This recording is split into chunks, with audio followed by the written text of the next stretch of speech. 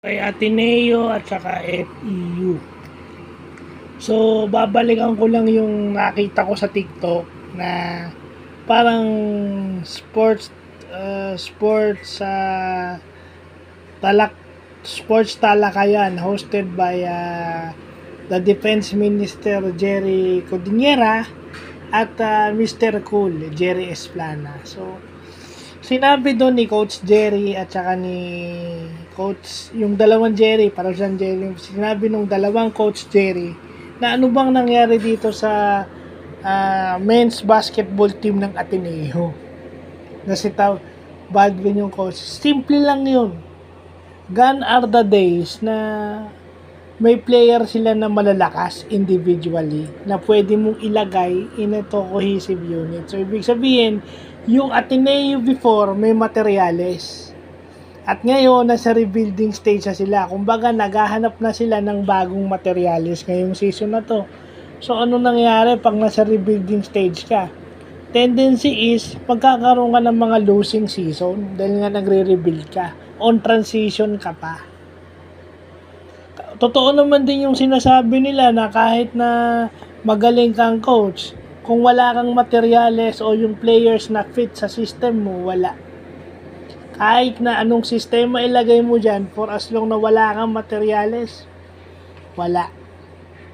Walang mangyayari. Totoo yun, yung sinabi ng dalawang Coach Jerry dun sa napanood ko sa TikTok. At ganyan yung nangyayari sa Ateneo. It's obvious na nawala na yung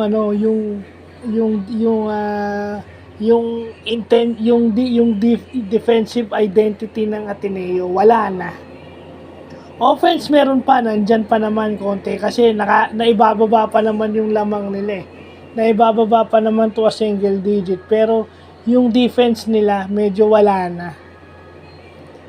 'Di ba mula nung nawala si Kwame, parang lumaylay na yung kanilang depensa dahil ang pinakamalaki nila pinakamalaki nila, bata-bata pa tong bagong player nila, si Chris Kun lang ata yung pinakamalaki nilang veterano.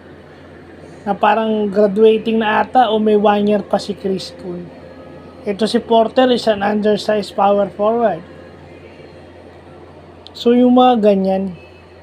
At ito naman, yun na yun kasi may yung FEU na nakalaban nila, may Konate. So defense wise, meron silang anchor, may help side meron silang rim protection.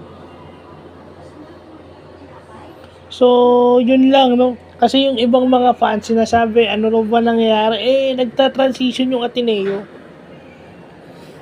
Di ba nagta-transition yan?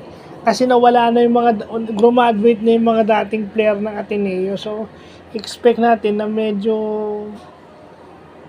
magkakaroon ng mga losing seasons yan. Siguro aabutin pa ng 2-3 taon bago yan maging contender ulit. Hindi naman overnight kasi next year yung mga papasok mag-a-adjust pa ulit yan. It would take a while. So, yun lang po.